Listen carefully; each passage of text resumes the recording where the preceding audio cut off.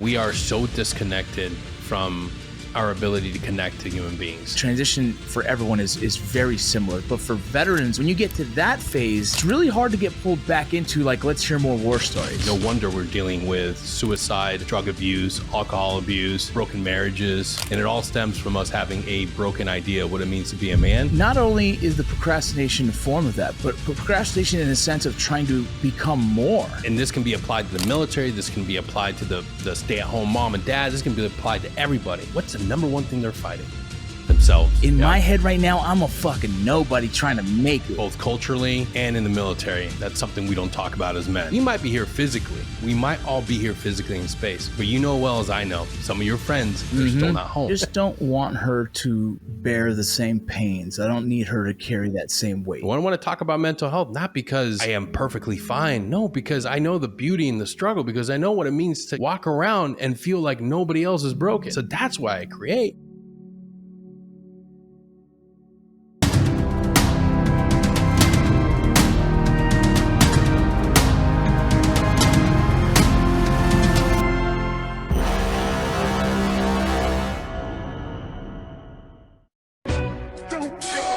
Welcome to the VinnyRoc podcast. I took the blows and did it my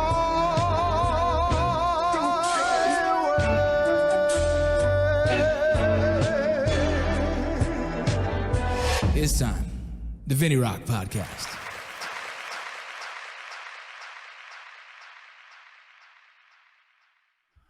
Boom. What up, dog? Can you hear me okay? Hey, what's up? Yeah, I got you loud and clear, man. Good, How you man. doing? This is a long time coming, bro. So in my world right now, I've been just dealing with a lot of personal stuff, both mental health. And so that's kind of why I pushed this podcast to kind of be more of a mental health space. And, we've been connected for a while. I was on your podcast, I think twice now. Yeah. And so I want to return the favor of someone who has kind of gone through the trials and tribulations of trying to figure out life. And so here you are. Yep. Yeah, hell yeah, man.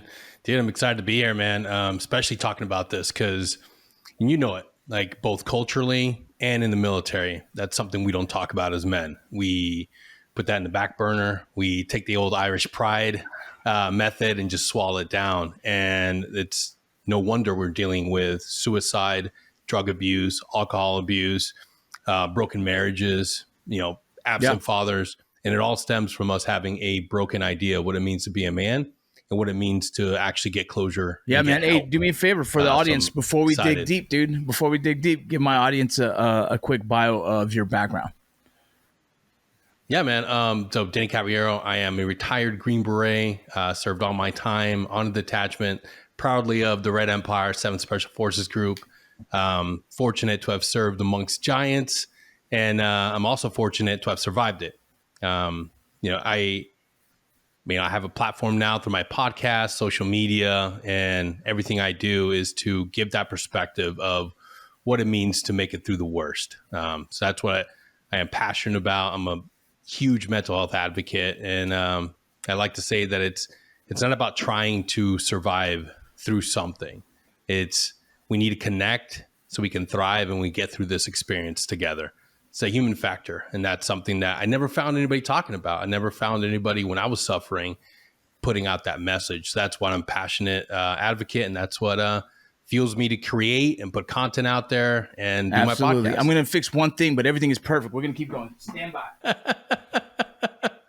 That's a beauty of this space. I still do everything in-house. I'm passionate about my message and sharing everything I do through my own podcast, but my passion is producing and just creating. And I'm fortunate. I am absolutely blessed to be able to produce other podcasts for people. But it's taking that same Ranger and Green Beret perspective. I'm going to study the fuck out of this thing and learn every single fucking day. I started doing this shit with a Yeti microphone and free plugins from GarageBand. Yeah, I've seen the quality of your podcast completely. I mean, it's a whole different level, and not to take it off the subject too much, but it's funny. It's hard to find a guest who has quality gear. because half these Yeah. dudes are just doing it off of a laptop. And, the cameras on the laptop aren't great. So then it's like they don't have good audio. They don't have good feed. And you're like, well, fuck, it's a great message. I think the world can get through it. But when you have clean audio, clean visual, I think it takes the message to a different level. I think you get the attention of people who are looking for information just to hold on to them a little bit more, because you receive so much video content these days and it's such high quality that it's really easy for you to lose interest on something that's not as quality as what you're used to. Dude, 100%. It's all about that 5-second hook, man. 5 seconds to get somebody. It's a sales pitch, people, bro. But you got to fall in love with what you're doing. And that's what I realized. Like the message, if you're hurting, if you're looking for connection in what you're going through, and you slide by one of my podcasts and it hits you, maybe the audio is not as perfect because the guest is a Vietnam era veteran and he doesn't fucking do Riverside. He does Zoom. But if you connect with the message he's saying, you'll slow down and you'll listen. I always like to say that I don't create something that's consumable. I create something that'll make you come back. You'll pause and you'll come back. I mean, I love Joe Rogan just like everybody else.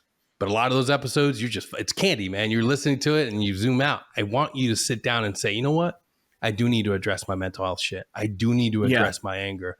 And you'll pause on it and you'll reflect and you'll come back and be like, fuck, if he can do it. I used to be a huge Joe Rogan listener, but now as my life got busy, I don't know where I can find the time to listen to his stuff. I like to see the highlights for him, you know what I mean? Because then I'm like, that's a good one. That's one that makes sense for me to sit there and listen to. So I'm not like an every single episode Joe Rogan listener. I'm not even, out of all my friends, I have a lot of friends who do podcasts. I'm not an every single guest listener. I kind of pick and choose, like, that guest sounds interesting. Okay, I'll spend my time on that. You know what I mean? I love listening to a lot of Jordan Peterson, because the psychology side of it, the education, the expertise of his information, I really enjoy. And so I'll find his podcast wherever he goes and kind of see if there's a new question that he's answering. But, Sean Ryan is a good buddy of mine, and there's certain podcasts I'm like, fuck yes. For me, I've lost interest in combat podcasts. Like, I don't give a fuck about another war story. Personally, they're all heroes to me. It's all important. But personally, I believe transition for us veterans, and I want the audience to understand, like, transition for everyone is very similar. But for veterans, we go through this spectrum of where you get to a point where you're like, okay, that side of my life is done. Not very important. I did it. It's cool. But what's next? When you get to that phase, it's really hard to get pulled back into, like, let's hear more war stories. Yep. Absolutely. It's the icing on the cake. It's what everybody wants to hear. They want to know about your worst fucking day in combat, because it's way out of the reference of their life. Their life, they've been a banker. They've been in an investment. They've learned, they know high stakes, but they don't know high stakes when it comes to life or death. So they want to listen to that. And I understand it. But individuals like us, guys like Ruben Ayala and Chris from Triple Nickel, we know that's not what really matters. What really matters is the human connection. What's going to bring somebody else back home? We might be here physically. We might all be here physically in space. But you know well as I know, some of your friends, they're still not home. So how do I bring them home? It's not through digesting another combat story. It's not through digesting another worst day of my life story. It's through giving them the reality that there is hope, and to shed that diagnosis comfort that you get when the VA gives you the identity of a victim, of a PTSD survivor, of somebody that is broken. It's warming and comforting at first, because at least you know what's wrong. But that's not what we need. We need to be able to say, you know what? I've done hard things before, and hard things are actually good for me. I can beat this enemy. Diagnosis is just understanding what's wrong. Now you know that's it. It's when you can get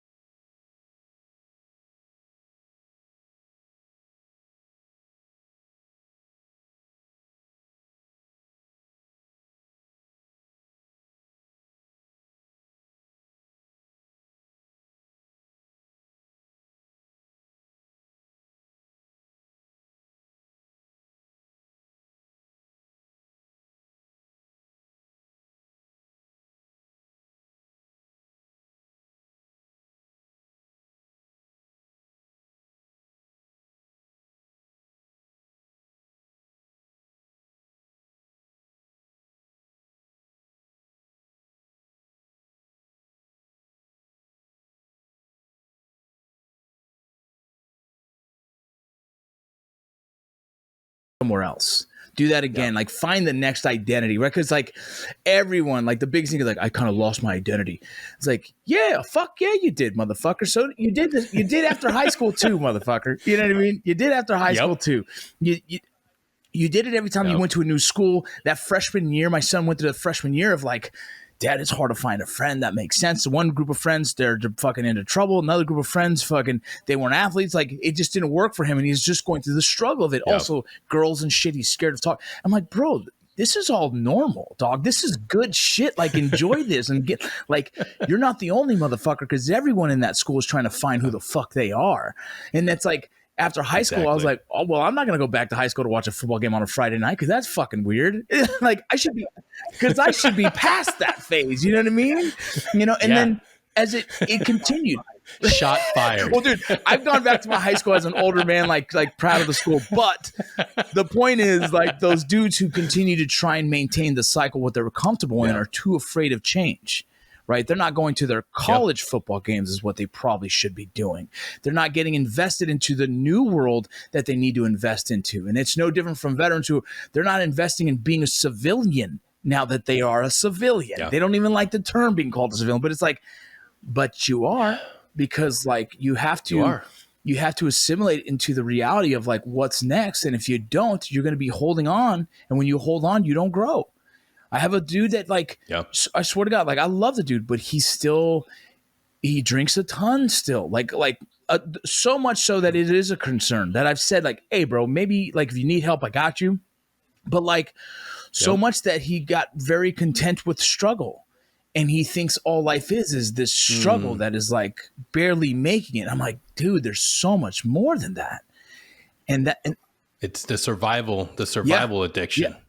People they like to have a low amount in the account and then fucking go to war, make it happen. You know, find the way to make money, and then it's like, God damn, I did it again. Like, yeah, but it doesn't have to be that, bro. That's a post traumatic stress response. It is, and people don't know that. It's the same thing with simple things like procrastination. We thrive on the last minute, the 1 minute play. Like, it only takes a minute if you wait until the last minute, high five, and there you are stressing again, going through that, and the adrenaline bump, you're sitting there amongst your entire team and everybody's focused, honed in on doing this one thing that you could have been doing it for the last 3 months. And it happens, whether it's a brief or whether it's mission rehearsals, you have to understand that progress is facing the things like procrastination and saying, this isn't healthy for me. I'm gonna do my planning. I'm gonna engage with my life and be actively involved in the present moment every single fucking day, so that I'm not doing the hurry up offense anymore. Because guess what? There's a time and place for it, but it's not every single fucking day. And that's part of that fight or flight that you get. Let me add to that is like, not only is the procrastination a form of that, but procrastination in the sense of trying to become more. Like I've had a lot of people say, I want to be an actor. I want to write a book. And it's like, well, what the fuck are we waiting on, bro? Like, you know, it's like the dream that they want to chase, they will never chase it because they sit there in the procrastination phase of like, they won't even take the first step of the fear of that. The fear that comes with that, like engagement. Like so many people like want to write a book. I'm like, bro, the only way that happens is sit down and fucking write, dog. Yeah, dude. Have you read Stephen Pressfield, The War of Art? He breaks this down beautifully. I think I have it. I don't think I've read it yet. And this can be applied to the military. This can be applied to the stay-at-home mom and dad. This can be applied to everybody. You have a million things you want to do, and you're passionate about it, and you talk about it, and you engage verbally speaking it every single day. Just like guys talking about going to Ranger School or guys going to selection. They talk about it. But what's the number one thing they're fighting? Themselves. Resistance. Sit down and do it. Sit down and plan it out. Are you planning it into your day? Are you planning it into your life? What do you need to do to get that book published? You need to write. You need to fucking get that first draft out. I'm blessed. I've been able to see one of my closest friends do this. And it started just like that, an idea. And this man sat down, meekly brought it up. Like, oh man, I think I can do it. Yes, you can. Well, I don't know. Then why not you? Yeah, why the fuck not you, motherfucker? Why the fuck not you? And that's all it took. And he's like, you know, right? I'm going to do this chapter by chapter, day by day, breaks at work, at home, grinding it out. hits me up. Hey, you know somebody can do sci-fi book covers? No, but I'll look into it. I'll find someone. I'm done with it. Holy shit. Start that backwards planning. How long did it take him for a fucking year? Cool. How many of us could do that? How many of us could fucking do that? And it started with him being brave enough and vulnerable enough to say it to a friend. Hey man, I have this dream. I want to write a sci-fi You know what book. I think helps with people inspiring, and I know this because this is what helps with me, is surrounding yourself with people in that space. And then when you see them, you're like, well, shit, they're no different than me. Like, they're no superhero. They just fucking did it, bro. I went to a book convention recently because my wife loves to read these romance fucking novels. I guess she likes to romanticize of shit that I don't do for her, I guess. I don't know. No, she's a big reader of Colleen Hoover, who's like just really, really cool writer. And she's really blown up recently. And so we went to a book convention, and I've been wanting to write some serious fiction novels. Like, I got some really interesting stuff I want to put towards fiction novels, and I have notes, probably about 1,000 notes of different ideas, and I've never touched them. I just have the notes. And so we show up to this fucking place, and the authors are just fucking super, just human, normal motherfuckers, dude. Some are fat, some are skinny, some are fucking men, some are women. It didn't matter, right? Some are young, some are old. And I sat in that room, and it's like, as she's just trying to find a new book, I'm sitting here thinking like, what the fuck is wrong with me? Like, why do I always think it's not for me? Like, I can't do it. Like, we put these things in our imagination that it's not for us, or it's not a possibility, or it's impossible. And I did this with acting, and fucking eventually became an actor. And now, you know, I wrote my book Borderline, and I never thought I could do it. And now I'm like, I'm telling myself, there's no way I could write a fiction novel. And I'm like, what the fuck is wrong with me? I do this all the time. Like, why do I keep doing this shit? The proof. The reason you keep doing it is because it's human nature. It's the critic inside us. And I only know this because I've read into this. I've dug into things like Kristen Neff's book on self-compassion, phenomenal doctor that breaks down the science of mindfulness and self-compassion in her work. I've read through every possible book of Brene Brown. I've read through everything that I could get my hands on, and I study it because I'm in school for it. In understanding the critic, that fucking, we make this critic huge in our head. And it happened when we were kids in high school sports. How did you pump yourself up whenever you made a mistake? Oh, you fucking, and we do in the military. Oh, you fucking piece of shit. You better get it next time. You're going to get it next time. Dirtbag, you're going to do it. And that critic gets amplified. And we never take a step back to develop the voice that we truly need, which is self-compassion. I didn't know this. 90% of men out there don't know this either, because it's not something that's taught to us. We are taught about self-esteem. I need to have pride in who I am and my work and what I do. And we feel it, but then we kind of shy away from it in the military. We feel pride when we're standing there getting that award, but we don't really look into it. We see it like a downfall. And if you're too prideful, yes, it can be a downfall. And when we fail, pride leaves us high and dry. You don't fucking make the right move in the house, your team dogs on you, you get fucking blue barreled. Oh, fuck. You don't dig in your corners. You don't do your assignments. You fail. You don't make it through that military course. Fuck. Self-esteem in the critic beat you down. Self-compassion tells you what you need to hear, which is, hey, man, this sucks. But you know what? Look at your track record. Look what you've accomplished. Nobody thought you'd fucking make it this far, big dog. You got this. Tomorrow's another day. You'll come back and you'll prove it to your fucking team. Bring a case of beer. Let the boys know that you'll make up for it, and you'll be fine, dog. Before you know it, you don't think about all those mistakes anymore, because fuck, you're sitting there and you become your best fucking friend. That's what we all need. Crazy, bro. I never think about my track record. I never do. In my head right now, I'm a fucking nobody trying to make it, bro. Like, I swear to you, and that's not like, I swear to God, that is how I see myself. And I always mad that I do that. It's why I chase the next thing. It's like, I published a book. Yeah. It's a pretty fucking massive goddamn book. You can find it in any fucking Barnes & Noble across the world, right? And then people are like, how are the numbers? I'm like, I don't fucking know. I'm writing another one. Like, that's what I do. I'm like, I don't, I know it's not I'll say it's not a healthy thing in the sense that I never soak in the moments, but it's not an unhealthy thing compared to what I used to do. You know what I'm saying? It is a better mindset than me just drinking and fucking, and doing a lot of other just self-destructive mannerisms. Now I'm almost too productive, and I know it's the counter to it. But but I told my wife, like, look, if I fucking fail miserably in the future and I have 14 fucking books, 13 movies, and the family's comfortable, I'm okay with failing that way. You know what I mean? It's like failing forward instead of back. Yes. There's an important balance, right? But one of the beautiful things about faith is it brings you an understanding of what's important in life. I am proud Catholic. My wife brought us back into faith, which I needed because it's that mind, body, and spirit. And the way this connects to that is you have an understanding of, okay, what are the virtues I want to instill in my life? I don't want to be proud. I don't want to be that guy that's like, oh, look at me. I'm so fucking proud. I'm proud of everything. No, but I am waking up each and every day and saying, I am doing my best. I am absolutely engaging in my passion. I am doing good for others. And I can look at that track record. And that's what I want to put myself into every morning, that ability to meditate, not just on the present moment, but on the good that I'm able to do. Because that's what matters. Like, and in your life.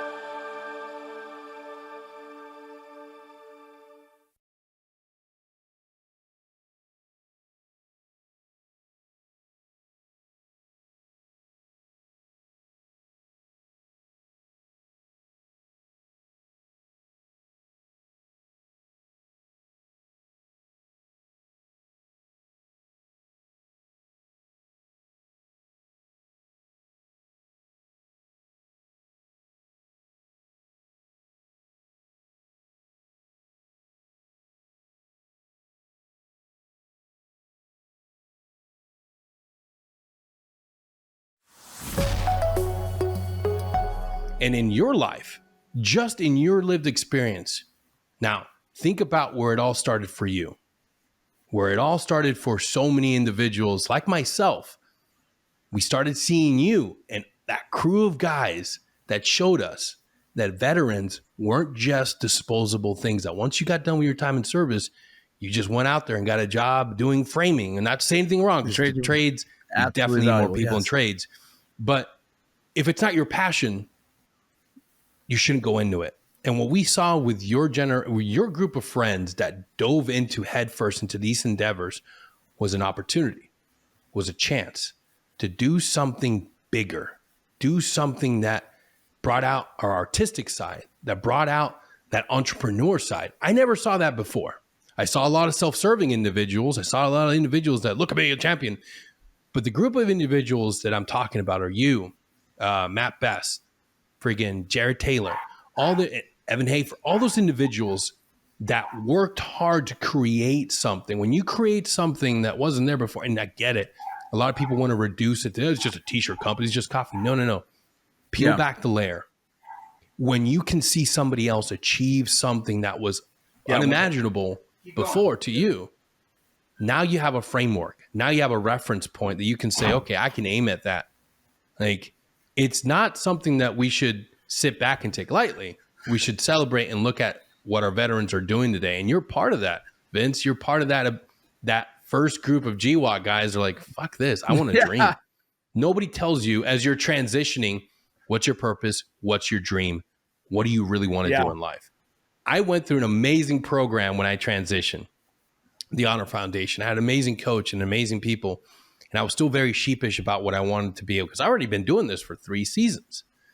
And I spoke that into a room of people, but hey, I want to produce, I want to make my own podcast a thing. I want to grow it. I want to be able to reach people and put positivity out there where I don't see it, especially in the realm of mental health. And everybody's like, yeah, that's good, but hey, you should have a fallback plan. Brother, plan B never worked for us on a fucking mission. Like, it never fucking, you go in there with plan B, like, no, fuck that. Like, what am I going to fucking do? Yeah, you got to shift and you got to adapt if shit goes wrong. Koi 1 was a fucking bust. Now you got to flex to the next one. I got that. But why the fuck am I going to put all my hopes and dreams into something I'm not fucking passionate about? No, fuck that. And you guys did that. So when you look at your life, looking at the books, looking at the films, looking at the screenplays, don't just look at the material production. Look at the impact that you have, because that, my friend, that is something to hang your hat on. You're giving people the understanding that, look at me, if you're like me, tatted up, fucking from Ranger Regiment, from SF, from fucking SEALs, you can fucking follow your dreams. And that's the beauty of it. That's what we need more of. Yeah, I think it's funny because I forget all of that because I'm just so stuck in like what's next, what's the future look like.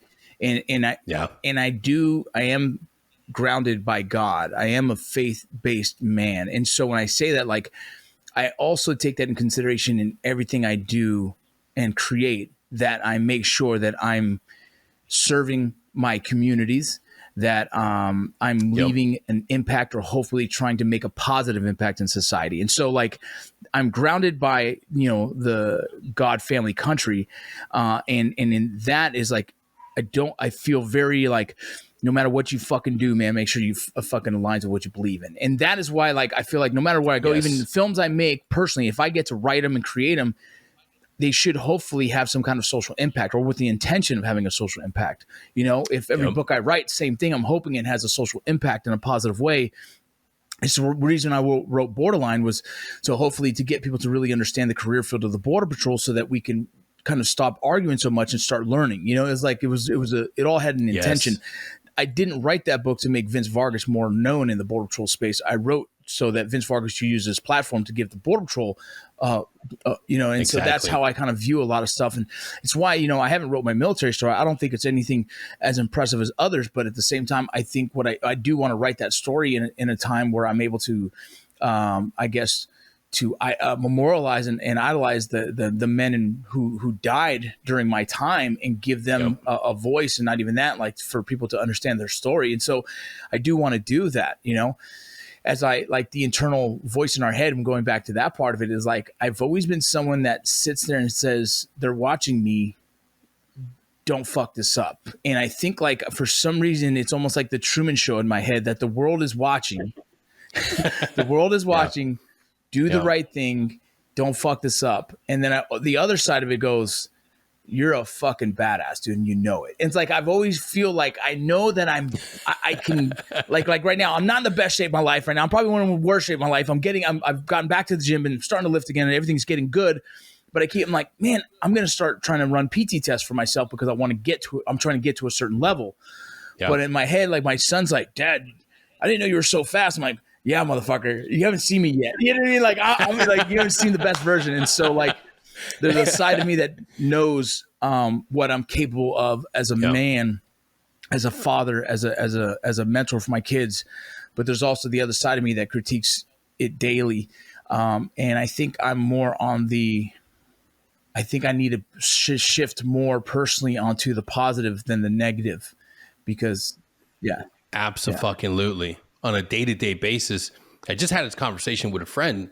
How do I measure? Because we're all about metrics in the military. Like, what was, you do the after actions report? Like, how many KIA? How much did we glean off the objective? We got to write everything out, get all the metrics, and that's great. Like, that's awesome. But you can't focus on data points. If you're going to sit down and create a podcast or create something, you can't sit down in front of your phone and your computer and look for how many downloads every single day, and who liked it and who shared it, and how are you? Stop. You got up today, you did your prayers, you did your workout, you were there for your wife, your kids, and you wrote a new paragraph, and you created some new content. That's a fucking win. I always have to, I mentor a lot of content creators, podcasters, anyone in the space that's probably a veteran of law enforcement that asks me. And the one thing I always try and get to them is like, if you have the heart and the intention behind everything you create, who gives a fuck who likes it? Who gives a fuck how many people share it? Just give it to the internet and let it live, and then get on to the next thing that you want to create for the world, right? It's like, it's a painter, and you paint your masterpiece, and you fucking hang it on the wall, and you walk away. And that's it. You know what I mean? Because if you don't do that, then you're only going to start creating content that drives traffic, and you lose who you are as a person. You lose your foundation of why you started creating in the first place. And that's a slippery slope, because people like, oh man, this video did really well, I'm going to make another one like it. Like, are you making it for you or for them? Because if it's for you, okay. But if it's for them, you fucking lost the art of what we're doing here. And that's a hard thing to do. GMR Gold Bouillon box. Hey, I just got a new one in. Boom. This is a Mountain Dew bottle cap. Pretty sweet. Kind of exciting to see that. Put that here so it auto focuses on it. Boom. On top of that, this is kind of cool. I was really excited about opening this right now. I just got these in the mail right now. Sweethearts. Some silver. Faux that ass. Sorry, I don't know why I said that, but either way, I think the family will really enjoy this. This is something I'm going to give to either my daughter or my wife. I think it's pretty cool to see. It says, my hero, bear hug, and soulmate. Really cool. This is some silver. I think it's actually a great idea. And pretty badass. Pretty sweet. And then I got the box. I haven't opened it yet, so you guys will be the first one to hear, to join me as I crack this bad boy open. Where's my knife? There we go. I lose control. Distinguished package. It comes with those two items right there. And then it comes with several other... Oh, shit, this is dope. I'm working on something really cool with GMR Gold that I'm excited about. Silver. A few other little silver bars and gold bits. And one cool thing here, this is a Spider-Man silver. You tell me this ain't Spider-Man. This is Spider-Man to me. I think this is Spider-Man. Put those aside. You guys can go get your Bouillon box. It's a subscription-based model. You guys go check them out. Check out GMR Gold if you guys are just interested in buying, selling, or understanding the market, the value of gold and silver, precious metals. It's a trusted company. We really enjoy working with them. I've worked with them for many years, and so you guys can check them out. Dude, you fucked up, G. Yeah. You fucked up. The thing, like the number one rule is create for yourself. I recently had the pleasure of going to my friend's art gallery. He did a huge friggin' show. Him and his son are amazing artists. And like any great artist, when they talk about a piece, they're not talking about how they created for an audience. You're getting inside stories of why they created it, what brought it to life. And that's the reality for any endeavor, any creative endeavor you're in. Create it for you. Make something that you are proud of and you enjoy and you want to listen to. Like if you're not doing it, if you're bringing people onto a show, if you're writing a script, if you're making a movie to please somebody else, like nine times out of 10, it's going to bother. Not even that. Then it becomes work. And fuck work, dude. Yes. You know what I mean? Like you won't love it, and you'll start to actually, you know, you'll have resentment towards something that you used to love. You know what I mean? You turn your hobby and your creative space into work, and it destroys it. It ruins it. Yeah. Yeah, and then you're back to square one, being miserable. Yeah. It's like, what do I find happiness? Bitch, you ruined it. You turned it into work. You had it for a brief moment. You had it, and you held it, and you let it go for a click. Then you listen to the crowd, and you fucked up. Yeah, people understand that. People see that. Dude, you're gonna create content. Create it for yourself. You create a podcast. Make it. That's the number one reason why I wanted to create this. I want to talk about mental health, not because I am perfectly fine. No, because I know the beauty and the struggle. Because I know what it means to walk around and feel like nobody else is broken, like nobody else is going through this shit. So that's why I create, because I want to be able to listen to something in my worst day and find guidance and proof that there's something worth getting up for and living for.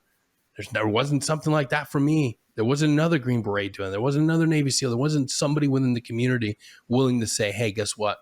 I'm human. You're human too. And it's not a matter of if, it's a matter of when. And it's okay. Because in your darkest fucking moment, you can still find hope. And that's something that I believe in every single fucking day.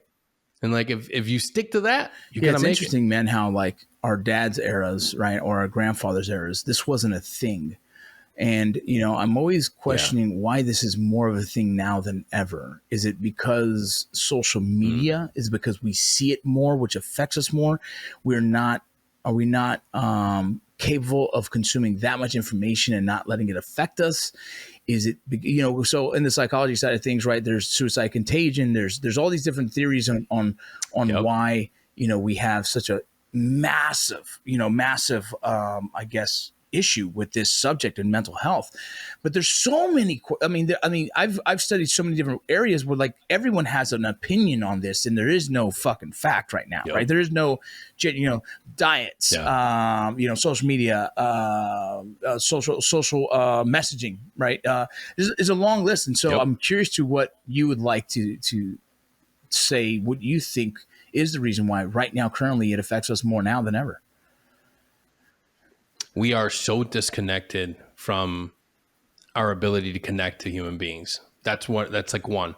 We don't want to reach out, and we've gone to this point where we've allowed society and culture to tell us what a veteran is. You have to be hyper vigilant. I would say it's not even veterans. I'd say super just aggressive. The world told what they think men should be. Yeah. Dude, and that's another thing. Like, I hate the label toxic That's masculinity. No, it's fucking stupid. Masculinity is masculinity. And I will say that we were given an idea of what it meant to be a man. Like, especially if you didn't have a dad growing up, which I had a predator. I didn't have a dad. So I didn't understand the importance of emotional intelligence. I didn't understand of the importance of being a well-rounded man. I was always looking for somebody to mentor me, to teach me that, even in my military years, because you saw it on TV. You got to be strong. You got to be silent. You got to friggin' be jacked. You got all the physical attributes, and then you got to reject any sort of emotion. And that's what and so many of us friggin' adapted to. That's masculinity. So whenever we were faced with any sort of complex problems like PTSD, anxiety, depression, that's not for me. Men don't do that. What do men do? What do we see on TV? What do we see in a commercial? We drink. Whoa, drink about it. I've had friends that told me that. And I don't fucking talk about that shit, man. Just drink about it. High five, yeah. Until it becomes a habit. And then you lose every relationship. You lose everything. You get a DUI. Now you're left high and dry. And what's still there? Drinking. Nobody's sitting there saying, hey, look at the reality of what being a man means. Being able to take a knee, being able to ask for help, being able to cry, being able to identify the things that you're dealing with, being able to say things like, man, I have anxiety when I'm driving into work. I can't go to these memorials. I can't go to these ceremonies. It really fucks me up. People don't want to verbalize and talk about that because... Yeah. No, I think you're exactly right. It's this interesting thing where I think we just reached the tipping point of a lot of things in our current society that now we're facing from years of withholding those emotions, of telling us not to have emotions, to being in special operations communities or alpha male type environments where it's not common to express like feeling a type of way.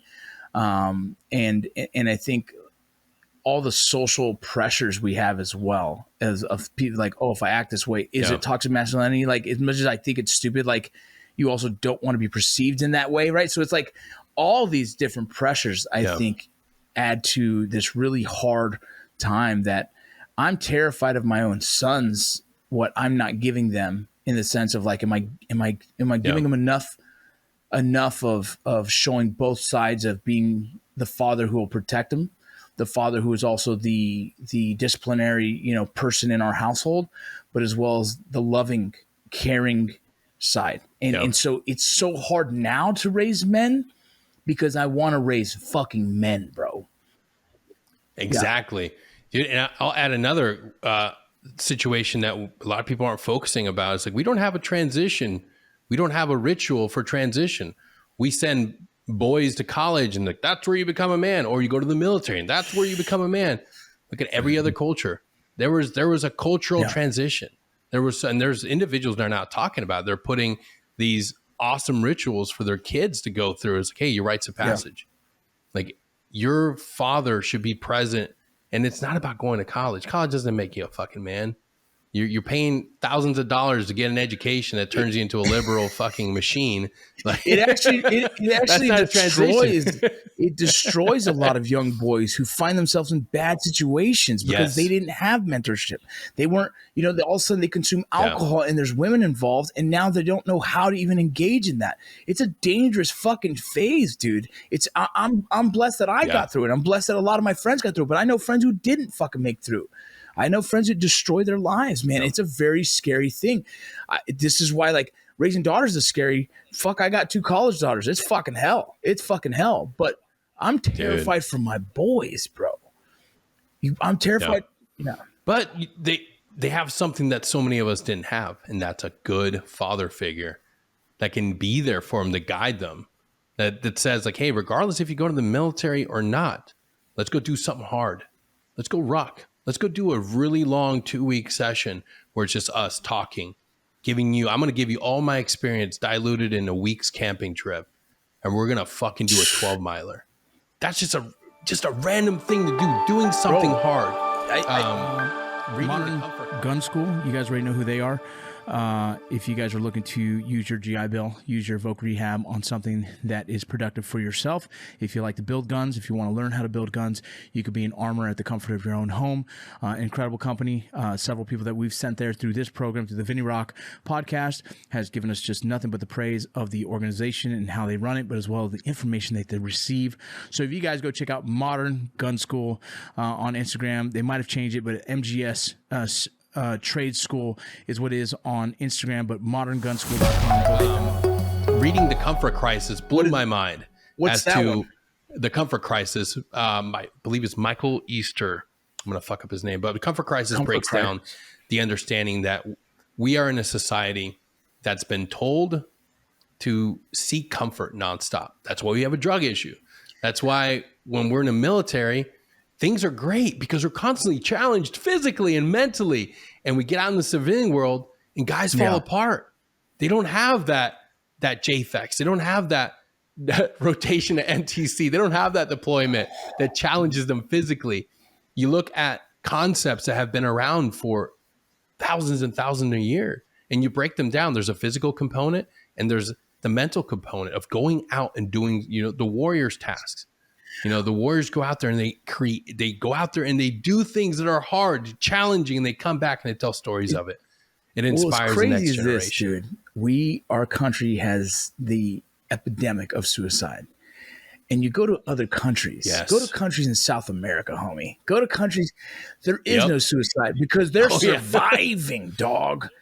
They're going through a constant fucking struggle. They don't even have the thought to think of depression because they don't have the ability to even have that privilege of having that in their mind because they will then die because no one gives a fuck. Or go fucking find a way to fucking work, put food on the table for your fucking family, protect the ones you love.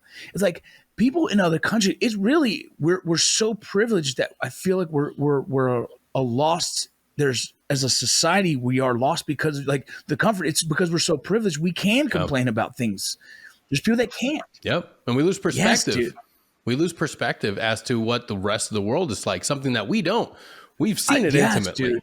Dude. We've seen people that it's like they have nothing, no running water. They have no electricity. Their bath is a bucket. I've seen a kid never seen a fucking chem light in his life, and he thought it was dangerous. He didn't even want to touch it. And I'm like, no, dude. I'm shaking his hand like, no, it's cool. I'm trying to let them play with it. Why could you distract them while we're fucking interrogating a motherfucker, right? And it's this really like, I think because of war, I've become even more empathetic to the world's suffering. Yes. And it's probably why I get into a lot of, I wouldn't say arguments because I don't really allow someone to get me too riled up on the subject of like the border stuff.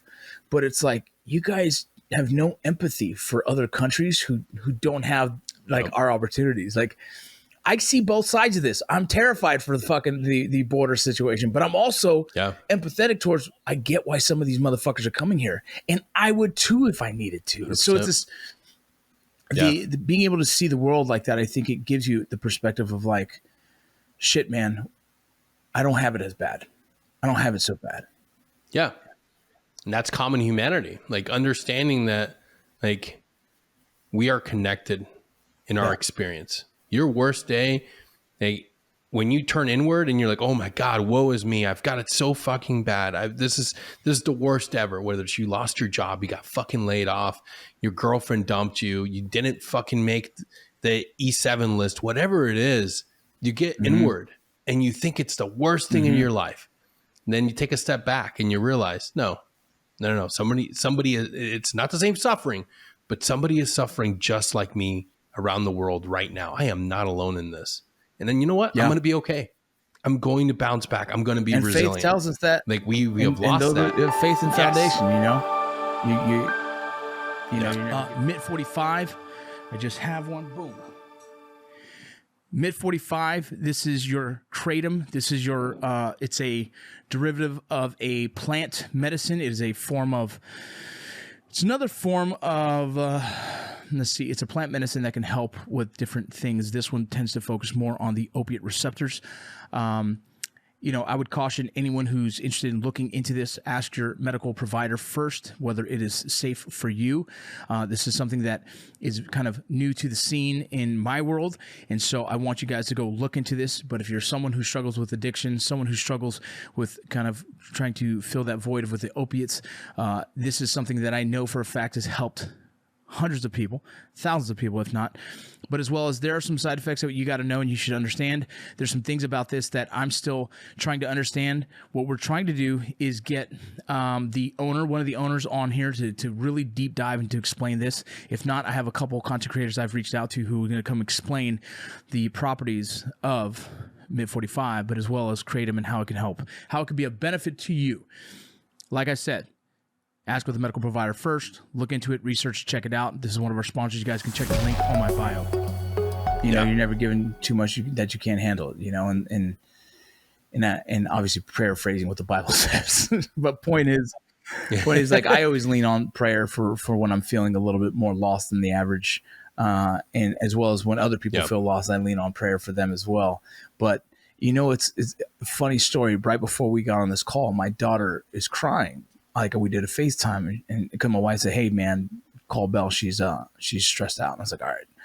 Something about her bags, her luggage, and I call her, and she's like puffy eyed, bro. And I'm like, "What is it?" And she goes, "I can't fit all my clothes into one suitcase." And I was like, "And bro, that's her emergency. So I can't I can't be an asshole. Be like, that's it. I was just like, okay." She just graduated college. She's on a high one right now. And she's going to Europe for a month, and she can't fit it all in one bag. And I laugh for that. I say, "Why do you have so much clothes for 1 month?" And she goes, "Because I want to look nice. There's, it's Europe. I want to look nice." And I'm like, "Okay, got it." I said, and she goes, "How the hell are other people only bringing one bag?" I said, "Because they don't care what they look like, Mama. They're going on vacation, right?" And so it turned into a funny conversation of like, well, this is her, and this is what she stresses on, and I wouldn't, but that's not me. Yeah. And I said, well, what's wrong with taking 2 bags? And she goes, well, they're all going to make fun of me. I said, well, fuck them. They're all going to be dressed in the same clothes for fucking 30 days. You're going to have nice ones. Go carry 2 bags. Yeah. She's like, yeah, okay. Yeah. But it was just a funny conversation. I got off smiling, man. Because I was just like, it's so funny how our perspectives of the world, like I wouldn't have stressed. I would have had a backpack full of the fucking 5 different things and I'm good, but she wants to look beautiful in a country she's never been to, that in her dreams she's seen and in movies she's seen, and they're dressed real elegant, and she's trying to do the same. And it's like, it's kind of fucking beautiful that she sees the world like that still, Exactly. And in that moment, thinking of all the missed opportunities, if she doesn't have the right outfit with the right shoes, everything's just boiling down into this freaking ball of stress and hopelessness. And all it takes is somebody from an outside perspective say, hey, just pack a carry-on backpack, put a couple of the shirts in there. And that can be applied to all of us. Yeah. The shit that I'm worried about and stressing about on a daily basis, it doesn't have to stay within me. If I can reach out and connect with a friend or my wife, they can see the problem from a different perspective and offer insight that immediately diffuses the situation. I know but we're so scared to talk. Yeah, we're scared. I've gotten really good at being able to talk to my wife about like the weirdest shit that's stressing me out, or the oddest conversations, right? Like just like, And my wife has never been good at that. And just the other day, you know, she sent a long text to someone in her family, and I was like, I didn't know you were stressed out about this. She goes, I didn't sleep all night. I'm like, why did you tell me? You know what I mean? But she's not good at engaging with me on the weird things. I'm good with engaging on her with the weird things, like shit that's just irrelevant. Like I feel stressed because I'm just not getting this book done in time. And she's like, who cares? Right. But like, I can do that to her and I feel very confident. She still doesn't feel confident to do that to anyone. And I'm like, man, how do you build that? And it's one of those things like in relationships, two parts. I don't want to I don't want to dump all my shit onto my wife, because I also don't want every conversation for her to be like trying to save me, right? I want it to have normal banter about just bullshit and kids and all this stuff. And sometimes, you know, that I feels unhealthy if I just give her all of the bullshit. I give her the proper amount of bullshit so she's engaged in why my head is where it's at, but I don't give her everything all the time because I feel bad. And I give that to, like, I have a men's group on Wednesdays. I give that to them. I fucking dump on those motherfuckers, right? And they dump it on me. And so I feel like I've created a very safe space for men to vent their commonalities and also find relatability in your day-to-day struggle, whatever that is, fitness.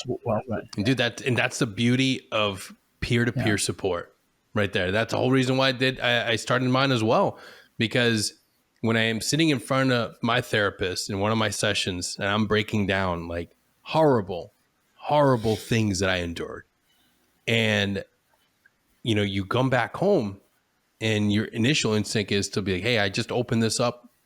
I'm gonna share it with you because I'm 100% honest with you. But your wife doesn't have a frame of reference for that. My wife grew up in a very normal, beautiful household with two loving parents. She does, and when she hears these shocking things that she can't imagine that this would ever happen to a human being, and two, holy shit, this is somebody that I love that's experienced this. I'm looking at somebody that just saw a car accident, and they're like, I don't know what to say. Like, I've never ever heard of something so horrible and so painful. And it's just like, oh fuck. And it's like, but understanding that our wives don't have the frame of reference for the things you did downrange. They don't have a frame of reference for the things that you might have been exposed to.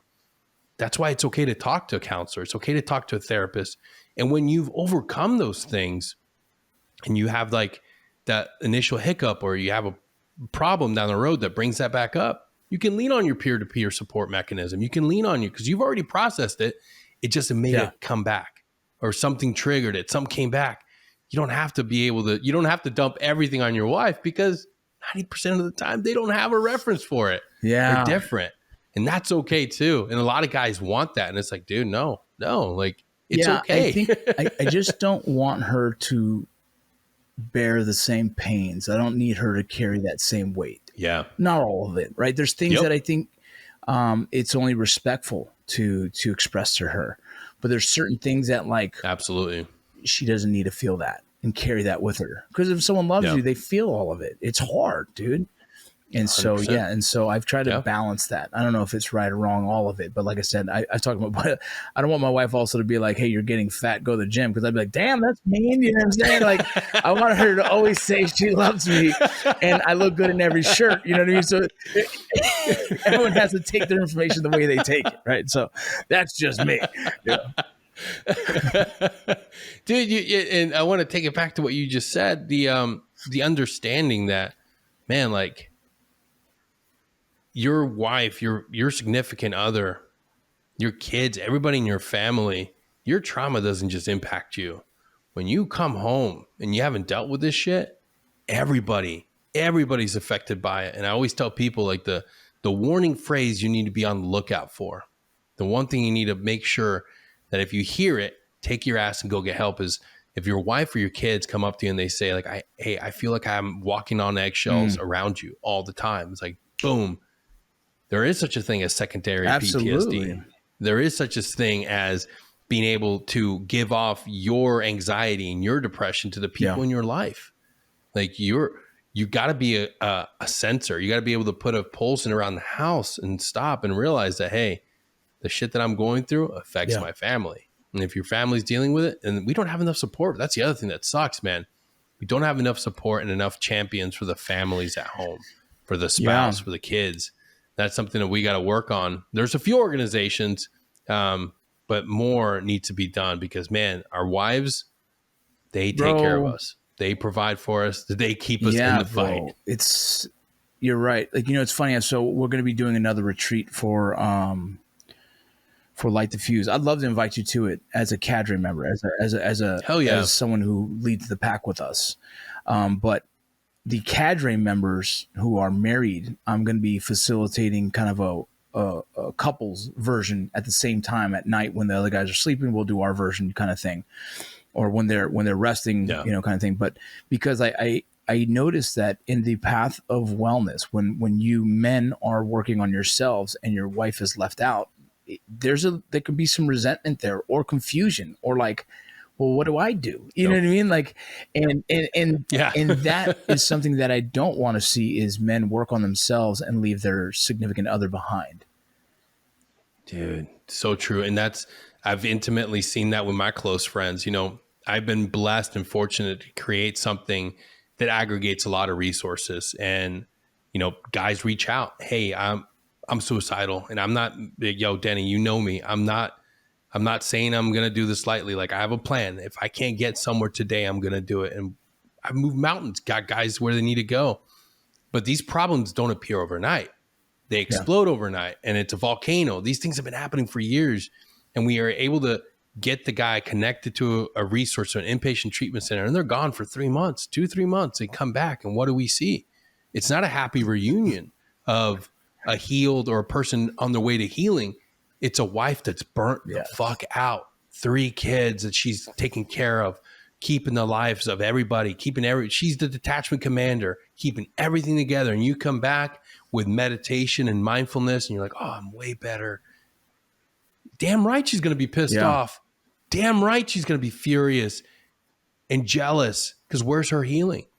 And then there's hope, though. There's great organizations. There's great resources. I mean, the Green Beret Foundation will cover the flight and the treatment to go to the Stella Institute in Chicago or the Florida location for both the husband and the spouse, to go there to get a Stella ganglion block reset. So you're both down-regulated and back to a point of like, wow, like we're no longer in fight or flight. I want that. And then immediately go into talk therapy. I want that. I want to do that with me and my wife. But that's the thing is, my wife is probably more risk adverse than me. And so she's nervous about a lot of stuff. But, the more she's seen me, try, the traumatic brain injury, training I did, all the stuff, different stuff I've done, like, I haven't done ayahuasca. I want to, but I haven't. I've done, some native Indian sweat lodges and stuff like that. And even it's just heat. She's like, that sounds scary. So like, I'm trying to get her comfortable in like why this has been good for me and why I would love for her to join me on these journeys when she is. And so I've just seen other people, like I said, the wives kind of get left behind, and that's an unfair route to take when you're trying to heal you. Is. Our wives are just as important as we are. And so bringing them along with us for that ride.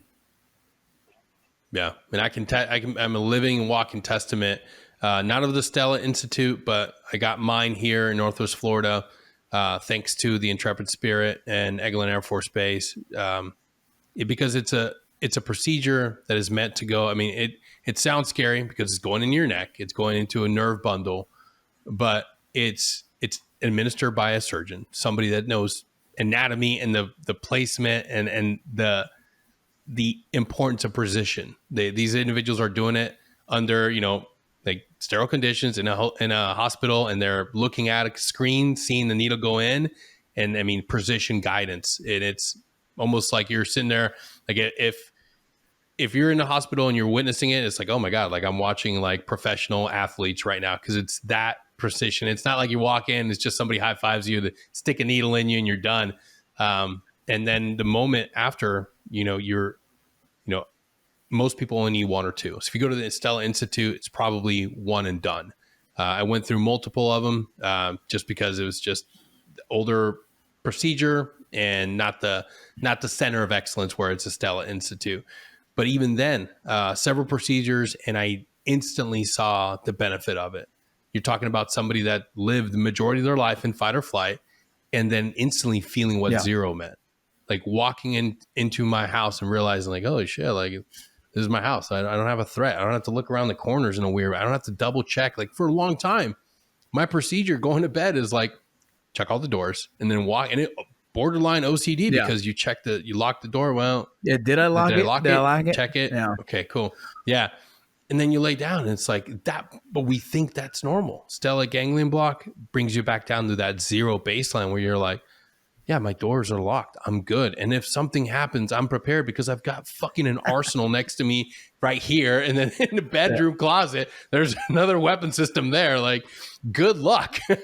Like it's not something that's going to ever remove the warrior in you. You're going to always be that dude that the moment something happens, you're going to be able to react. And that's what people are so scared of. They think that if you go get help, if you go get treatments like the stellate ganglion block, it'll remove the warrior capacity. It's not going to. Let me tell you, if you're a member of SOF, if you're a combat arms guy, if you're just somebody that loves that ability to protect and defend your home, you've got that. Stop worrying about that shit. What's not healthy is when you walk in thinking that you're Jason Bourne to a restaurant. I got to check all the exits. I got to put my back here. No, sit down, enjoy a meal with your fucking wife. Like, it's not that hard.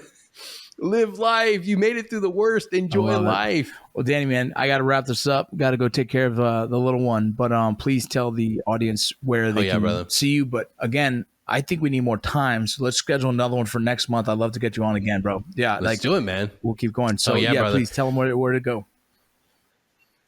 Absolutely. Check us out at Security Halt Podcast on Instagram, YouTube. Go to the website, www.securityhalt.com.